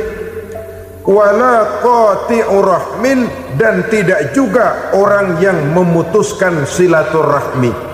Tiga macam manusia yang diperingatkan Nabi tidak akan masuk surga: orang yang selalu mabuk, orang mukmin yang main sihir, dan orang yang memutuskan silaturahmi. Saudara-saudara kaum muslimin rahimakumullah. Lalu orang berkata, kenapa dilarang kita bersihir padahal Rasul sendiri kan punya mukjizat? Nah, kita memang harus membedakan antara mukjizat dengan sihir. Dalam kehidupan agama kita kenal ada yang namanya mukjizat, ada yang namanya karomah atau keramat biasa diucapkan, ada yang namanya maunah, ada yang namanya irhas, ada juga yang namanya sihir. Kesemuanya ini berbeda, saudara-saudara. Yang dinamakan mukjizat itu khusus untuk para rasul saja. Satu kejadian luar biasa yang terjadi dilakukan oleh Rasul atas izin dari Allah Subhanahu wa ta'ala. Perbedaannya dengan sihir jelas. Sihir dari setan, mukjizat dari Allah. Sihir bisa dipelajari, mukjizat tidak. Sihir umumnya untuk maksud-maksud yang tidak baik, sedangkan mukjizat untuk memperkuat kebenaran yang disampaikan oleh para rasul dan ditentang oleh umatnya. Bahkan kafir Quraisy dahulu menganggap orang-orang ahli sihir itu berada dalam satu posisi yang hina, sehingga mereka mengatakan dan menuduh Nabi Muhammad sebagai tukang sihir. Tuduhan sebagai tukang sihir adalah tuduhan yang sangat aib dan hina. Di tengah masyarakat kufar jahiliyah, kedudukan tukang sihir dipandang sebagai kedudukan yang hina, sehingga mereka mengejek Nabi dengan sebutan tukang sihir. Jadi mukjizat hanya untuk Rasul saja. Kemudian karomah. Karomah ini asal kata dari karoma, kehormatan, kemuliaan yang diberikan Allah kepada hamba-hambanya yang rajin mendekatkan diri kepadanya. Oleh karena ketekunannya melaksanakan ibadah, Allah memberikan keistimewaan kepada orang itu yang dengan keistimewaannya dia bisa mengerjakan yang tidak bisa dikerjakan oleh orang lain. Karomah hanya bisa dicapai dengan prestasi ibadah. Kalau sihir, mau ibadah apa enggak, asal dia belajar, bersatu dan berteman dengan setan, memenuhi persyaratan-persyaratan setan, biasanya lalu bisa. Sedangkan karomah tidak mungkin terwujud tanpa orang mendekatkan diri sedekat-dekatnya kepada Allah Subhanahu wa ta'ala. Maka kita lihat biasanya orang-orang yang punya ilmu sihir, mukanya rata-rata nggak enak dilihat. Kumuh, jauh dari air wudhu, jauh dari sujud kepada Allah, malah berteman dengan setan, menjadi pelayan-pelayannya setan. Saudara-saudara, adapun maunah, keistimewaan yang diberikan Allah kepada hamba-hambanya yang belum sampai kepada tingkat wali, tapi orang itu lebih banyak kebaikannya daripada kesalahannya. Umpamanya, saudara jalan bertiga di pinggir jalan, saudara ada pada posisi di tengah, lalu bertiga ini ketabrak mobil. Menurut perhitungan saudara mati lebih dahulu, tapi terjadi hal yang aneh, dua teman saudara mati, saudara malah cuma luka dan lecet sedikit saja. Apa itu? Kalau kita lebih banyak kebaikannya daripada kesalahannya, itu yang dinamakan maunah, pertolongan yang diberikan Allah kepada hamba-hambanya yang lebih banyak kebaikannya daripada kesalahannya. Sedangkan yang dinamakan irhas, kejadian luar biasa pada diri seseorang pada waktu dia masih kecil, yang menunjukkan tanda-tanda keistimewaannya. Itu umumnya pada para nabi pada usia kecilnya sudah ada irhas, tanda-tanda istimewa. Jelas baik mukjizat, karomah, maunah maupun irhas berbeda dengan sihir. Sihir ini jelas saja merupakan bantuan dan persekutuan antara manusia dengan setan. Padahal setan, kata Allah dalam Al-Quran, innahu lakum aduwwum mubin, sesungguhnya setan bagi kamu adalah musuh yang sangat jelas. Saudara-saudara kaum muslimin rahimakumullah, di zaman sekarang dalam menghadapi beban kehidupan yang makin pelik, menghadapi stres yang tidak kunjung selesai, menghadapi persoalan-persoalan yang teramat berat, orang sering mencari jalan keluar kepada hal-hal yang menurut pendapatnya bisa meringankan beban moralnya itu.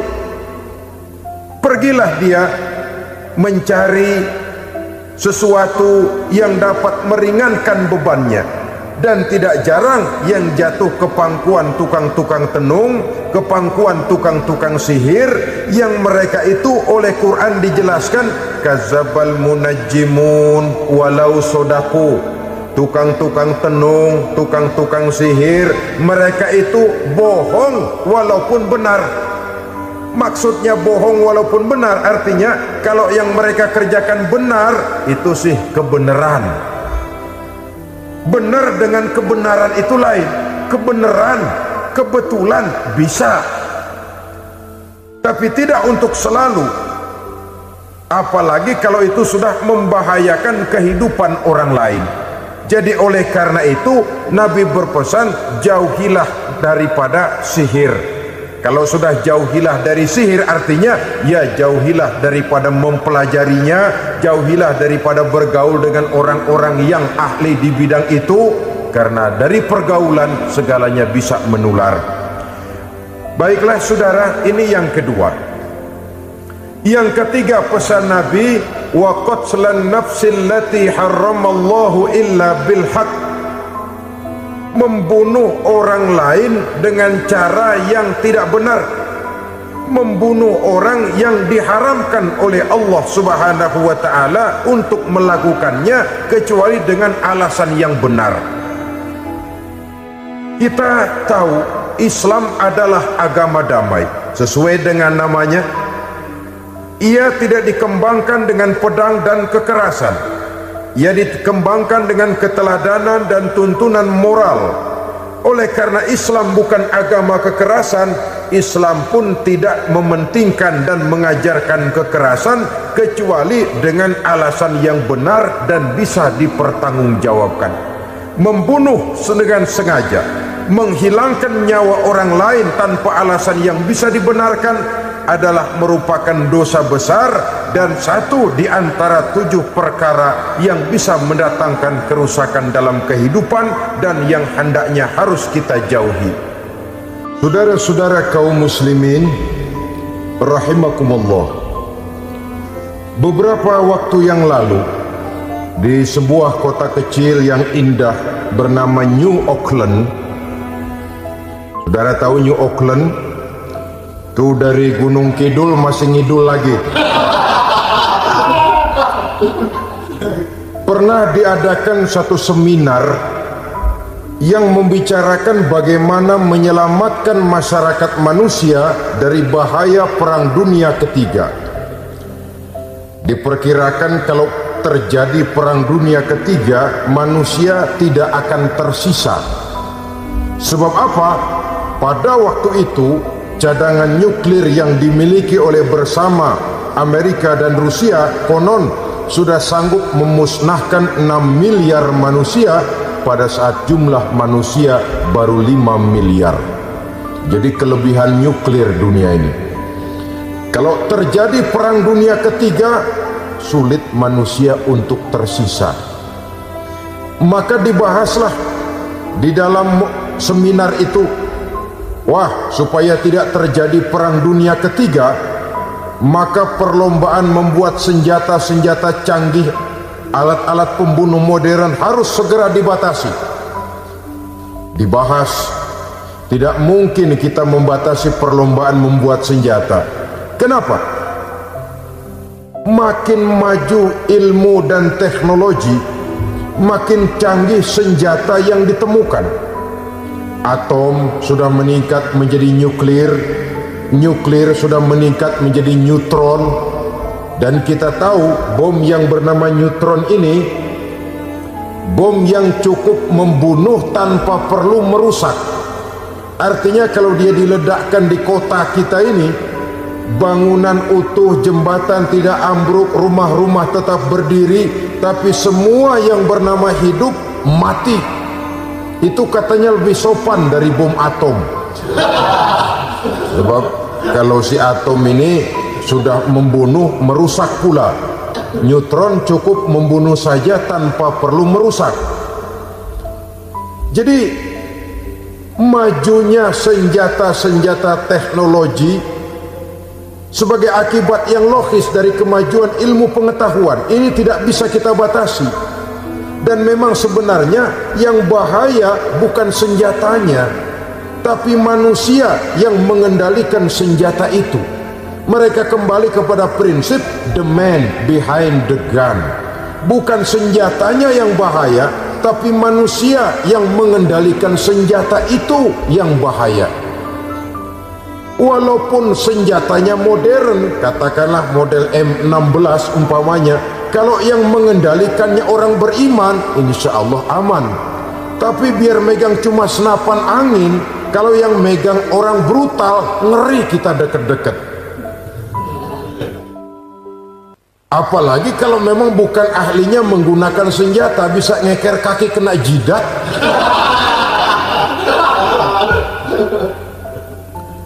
Mereka kembali kepada prinsip lama yang tetap baru. Bukan senjatanya yang harus dibatasi, manusia yang mengendalikan senjata itu yang perlu dibicarakan. Nah, kalau begitu, agar manusia tidak mempergunakan senjata sewenang-wenang, apa yang harus kita lakukan?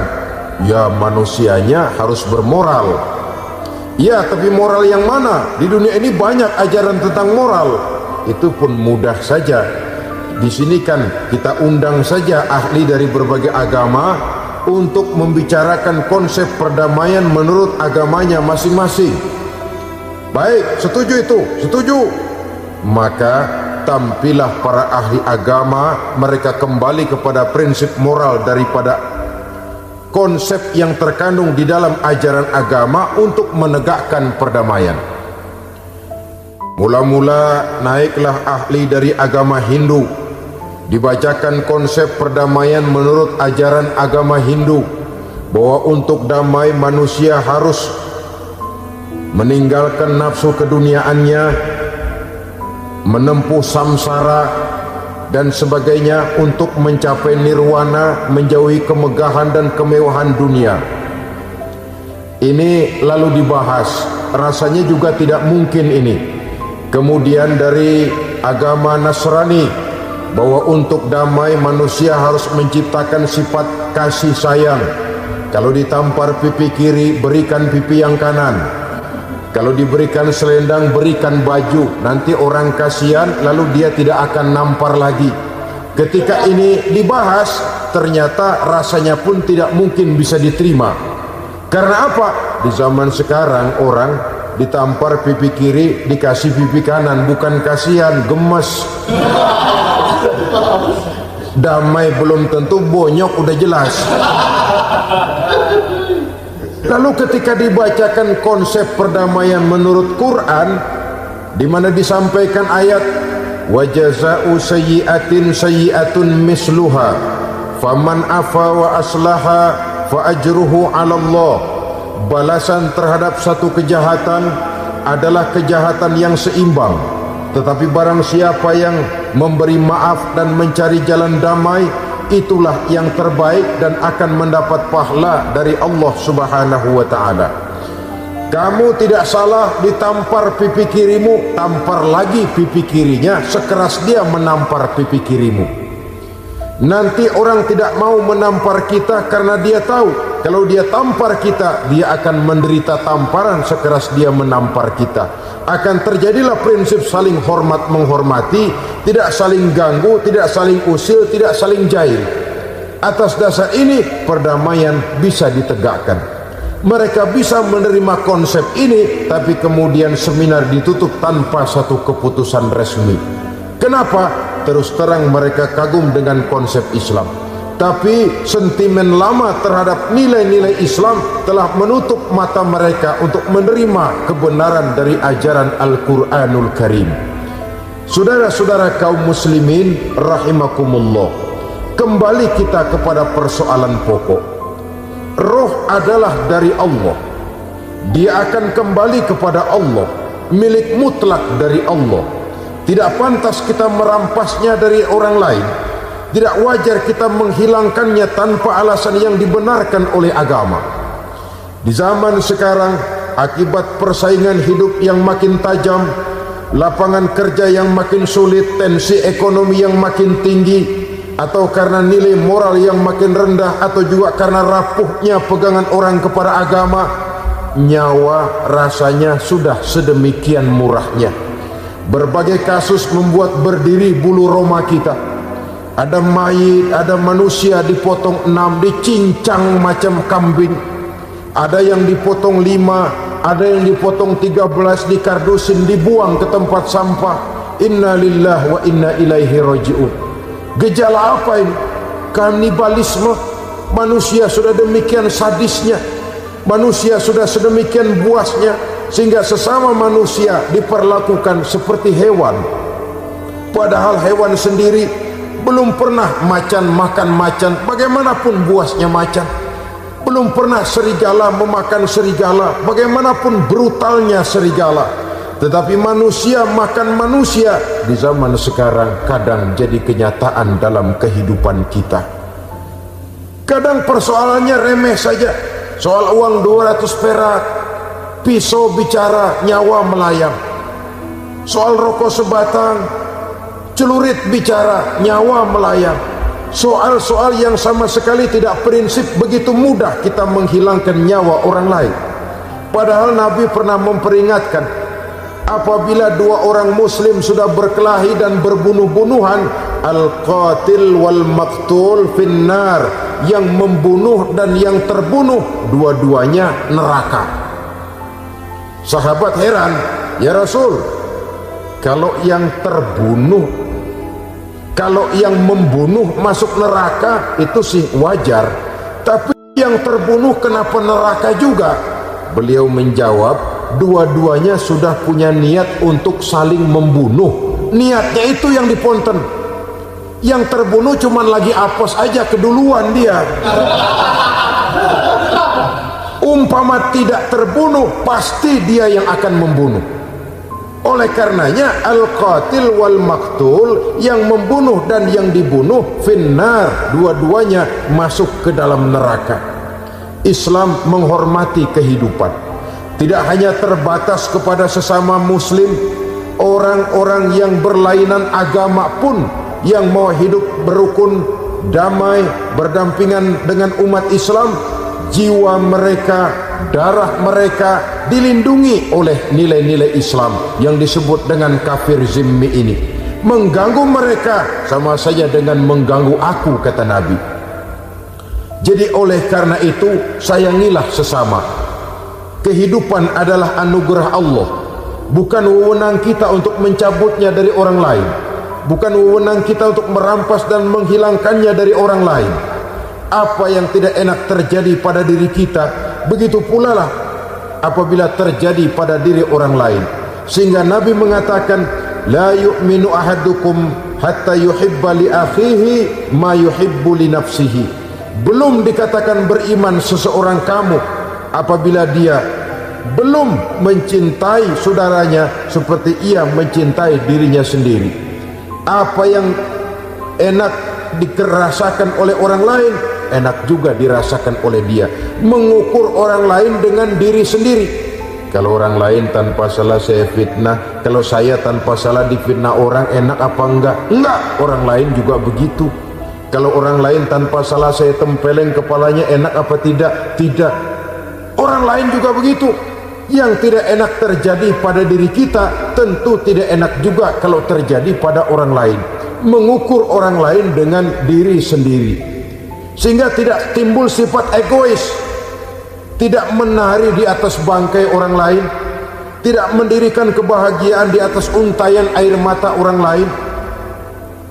Sehingga dengan demikian, saudara-saudara, dia bisa menghormati kehidupan, menghormati orang lain sebagaimana dia ingin dihormati. Inilah perbuatan ketiga yang merusak, membunuh orang lain dengan yang diharamkan Allah tanpa alasan yang benar. Yang ketiga. Kemudian yang keempat, perbuatan merusak wa aklar riba, makan riba. Hidup adalah tolong menolong. Bahasa kerennya take and give katanya, saling memberi dan saling menerima. Nabi mengajarkan, man kuroba kurbatan min kurobid dunia karaballahu lahu kurbatan min kurobi yaumal qiyamah. Wallahu fi aunil abdi madamal abdu fi auni akhihi. Siapa yang meringankan beban dari beban-beban yang derita seseorang di dalam kehidupan dunia, Allah akan meringankan bebannya daripada beban-beban yang harus dipikulnya di hari kiamat nanti. Wallahu fi aunil abdi madamal abdu fi auni akhihi. Allah senantiasa akan menolong seorang hamba selama hamba itu masih mau menolong saudaranya.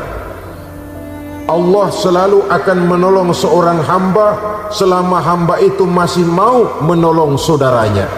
Apabila kita sudah berpangku tangan terhadap kesulitan orang lain, biasanya pun pada saat kita mendapat kesulitan, kita akan sulit juga memperoleh pertolongan. Nah, riba alias renten, kedoknya adalah menolong orang, tapi sama juga bulu buntutnya dilepas, palanya dicekek. Menolong orang pada akhirnya menjadi beban bagi seseorang, dan memang mencari orang-orang yang berada dalam posisi kesulitan, biasanya di daerah-daerah di mana musim paceklik, jadi lapangan kerja sulit, sedangkan urusan perut tidak bisa ditunda. Akhirnya orang terjebak ke dalam rentenir. ke dalam riba, ke dalam renten, bunga berbunga sehingga satu saat jumlah bunganya bisa lebih besar dari jumlah pinjaman pokoknya. Kemudian kalau juga ternyata tidak bisa dibayar, rumah jadi taruhan. Memang rumah satu-satunya, begitu rumah ditarik mulain camping. Bukankah pada akhirnya akan mewariskan kesengsaraan? Oleh karena itu, kepada kita berusahalah jangan berhubungan dengan rentenir, jangan makan renten dan riba kepada mereka yang melaksanakan riba. Walaupun mendatangkan keuntungan materi, tapi percayalah harta yang didapat dengan jalan riba tidak akan membawa keberkahan.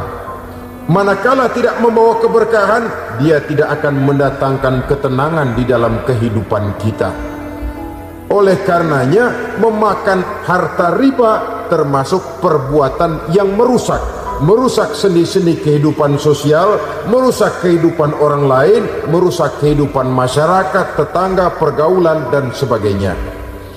Yang kelima, wa akla malil yatim, memakan harta anak yatim dengan cara yang zalim. Nih, memang lezat. Anak yatim itu enggak tahu urusan apa-apa. Kita diamanahkan untuk mengurusinya. Kadang-kadang dibentuklah panitia penyantunan yatim piatu. Yatimnya mah tetap kelaparan, panitianya yang pada gendut.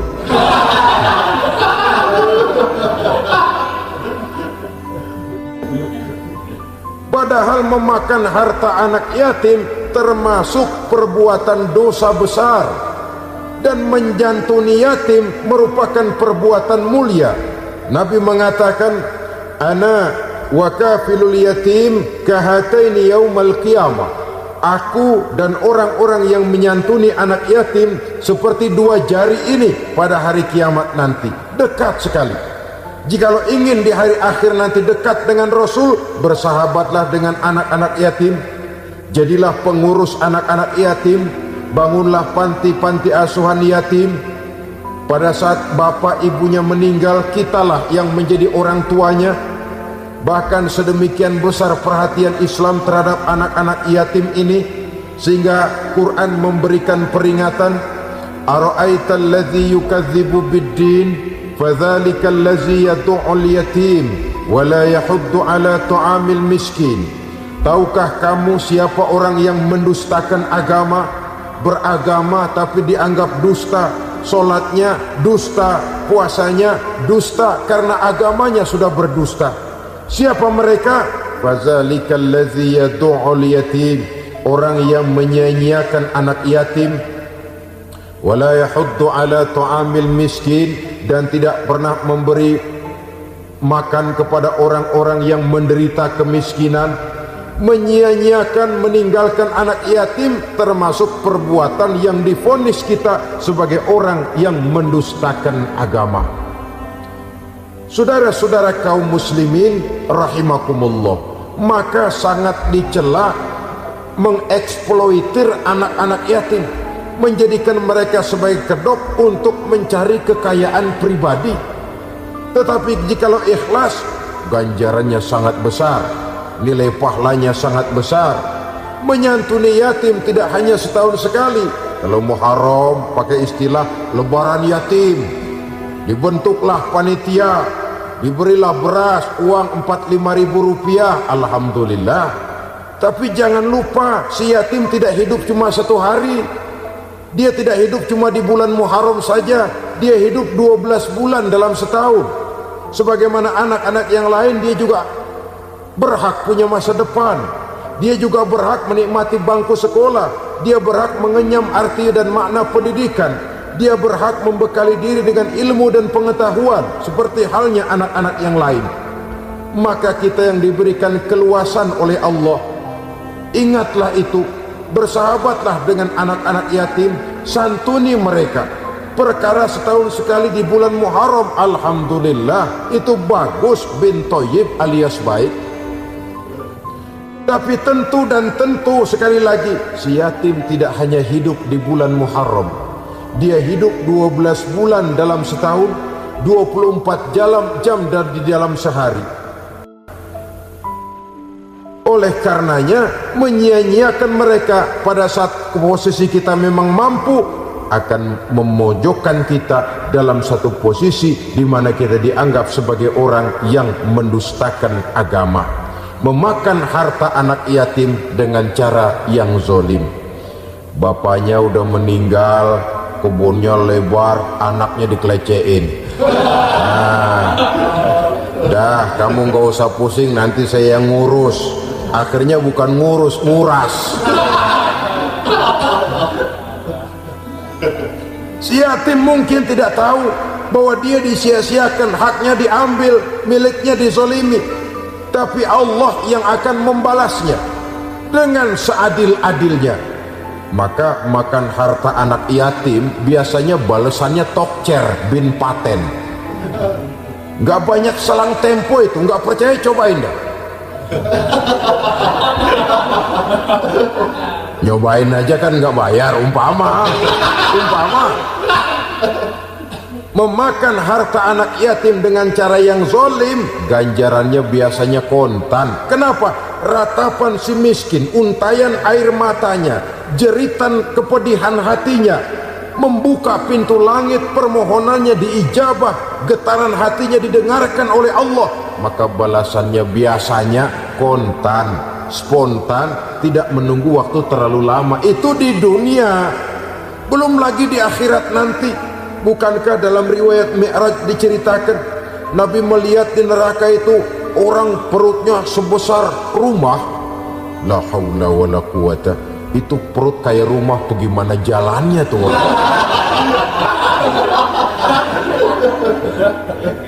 Dan memang gak jalan, diseret-seret oleh malaikat di neraka itu. Hancur perutnya, amburadul itu perut. Berantakan isinya, dibulatkan lagi, diseret lagi, hancur lagi, dibulatkan lagi. Sampai Nabi tanya, orang itu begitu berat siksanya kenapa ya Jibril? Itu Muhammad, waktu di dunia dulu rakus banget makan harta anak yatim. Begitu vonisnya, begitu menyedihkan nasibnya di akhirat. Tapi di dunia pun ketidakberkahan itu sudah membayangi kehidupannya. Oleh karena itu, kepada saudara-saudara yang mendapat titipan anak yatim, berbahagialah, karena semulia-mulia rumah adalah rumah yang di dalamnya ada anak yatim yang disantuni. Sehina-hina rumah adalah rumah di mana di dalamnya ada anak yatim yang disia-siakan. Begitu kata Nabi kita. Rumah yang paling mulia dalam pandangan Allah, rumah yang di dalamnya ada anak yatim yang disantuni. Rumah yang paling hina dalam pandangan Allah, rumah yang di dalamnya ada anak yatim yang nasibnya disia-siakan. Berbahagialah saudara apabila menjadi penyantun anak-anak yatim, pelindung mereka, sehingga mereka mempunyai masa depan sebagaimana anak-anak lainnya. Rasulullah sendiri sedemikian peka terhadap keadaan anak-anak yatim karena beliau sendiri memang mengalami umur 6 bulan dalam kandungan ibu, beliau sudah ditinggalkan oleh ayahnya. Pada saat berusia 6 tahun ibu sudah meninggal. Yatim piatu dalam usia di mana beliau sedang perlu belas kasih seorang ibu dan pengertian seorang bapa. Kepekaan itu lalu timbul, bahkan kemudian sampai kepada beliau berkata, aku dan orang yang menyantuni anak yatim seperti jari tengah dan jari telunjuk di hari akhirat nanti. Sedemikian dekatnya. Baiklah ya, jadi yang kelima, memakan harta anak yatim. Jauhi karena ini perbuatan yang merusak. Yang keenam, watawalli yaumaz zahfi, melarikan diri pada hari pertempuran. Apa ini? Khianat, tidak konsekuen dengan konsep perjuangan. Pada mulanya keras benar teriak berantas korupsi, ganyang korupsi, cuma karena belum dapat giliran. Begitu dia naik dapat kesempatan, korupsinya lebih edan dari yang diteriakinya. Ini termasuk tawalli yauma zakhfi, berpaling pada hari peperangan. Di saat menghadapi musuh, kalau belum kelihatan musuh, teriaknya nyaring bener, jangan takut demi kebenaran sampai titik darah yang paling penghabisan. Musuh belum kelihatan. Begitu musuh sudah kelihatan, paling dulu lari ke belakang.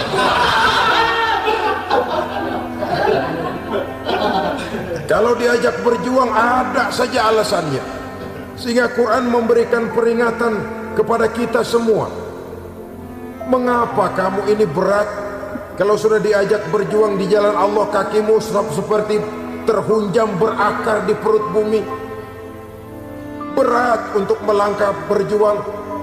Lari dari pertempuran tidak konsekuen dengan konsepsi perjuangan. Mau enaknya saja dalam kondisi yang sulit lalu berpangku tangan. Ini termasuk ciri munafik yang di dalam Al-Quran disindir dengan bahasa kullama adha'a lahum masyaufi wa iza azlama alaihim qamu. Waktu terang mereka jalan, giliran gelap mereka mandek. Artinya, maksudnya, kalau giliran ada untungnya aja, rame-rame teriak Islam. Tapi begitu diminta berjuang, dituntut berkorban, rame-rame mundur. Waktu dilihat di Islam ada untungnya, rame-rame teriak Islam. Pak, saya Islam banget, Pak. KTP saya Islam, Pak. Pokoknya Islam banget dah. Tapi ketika diminta berjuang, dituntut sedikit berkorban, rame-rame mengundurkan diri. Tahun 65 PKI berontak. Waduh, waktu itu jadi orang Islam untung itu. Nggak dikejar-kejar, aman. Masjid rame, mobil-mobil mewah parkir di depan musola dan masjid. Kenapa? Waktu itu asal udah ke masjid aman. Islam selamat, untung. Tapi begitu keadaan aman, yang parkir di musola sepeda butut melulu.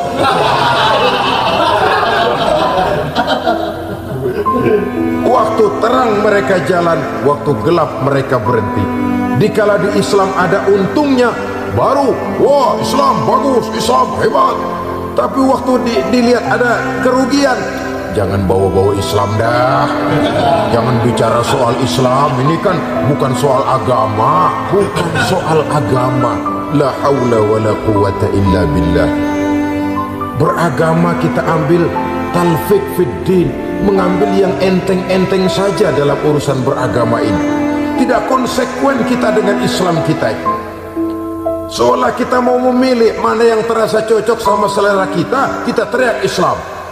Beratan aja dikit, rame-rame berpaling. Itu termasuk tawalli yaumaz zahfi.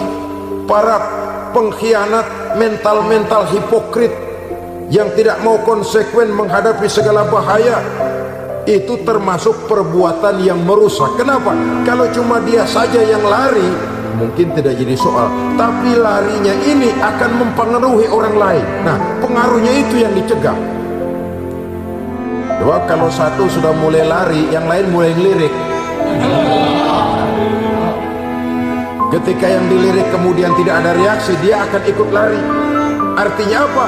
Seorang muslim harus konsekuen dengan konsep perjuangannya, dengan keyakinan keagamaannya, dan tidak memilih yang enak-enak saja di dalam kehidupan beragama. Lari dari pertempuran, bermental khianat, mengkhianati agama, merupakan satu di antara sifat yang merusak. Terakhir saudara, wa qazfal muhsanatil ghafilatil mu'minat, menuduh perempuan baik-baik yang tidak tahu menahu tentang tuduhan yang dituduhkan kepadanya, menuduh perempuan mukmin yang baik-baik yang tidak tahu menahu tentang tuduhan yang dilakukan kepadanya. Fitnah lebih bahaya daripada pembunuhan. Orang yang tidak salah bisa hancur namanya, orang yang berniat baik bisa ambruk perjuangannya oleh karena fitnah. sehingga dikatakan al-fitnatu asyaddu minal qatli. Fitnah lebih bahaya daripada pembunuhan. Maka memfitnah ini termasuk satu dosa di antara 7 hal merusak yang harus kita jauhi semampu kita, semampu-mampunya. Mengupayakan sebisa-bisanya jangan sampai terjebak ke dalam hal yang demikian. Nah, saudara-saudara, inilah saja pertemuan kali ini. Mudah-mudahan ada manfaatnya. Semoga Allah memberikan kekuatan zahir dan batin kepada kita untuk bisa menjauhi 7 perkara yang merusak. Alhamdulillah, semoga ceramah ini menjadi pengingat dan sumber keberkahan bagi kita semua. Dukung terus dakwah ini dengan subscribe, like, dan share channel ngaji di Teras Online. Wassalamualaikum warahmatullahi wabarakatuh.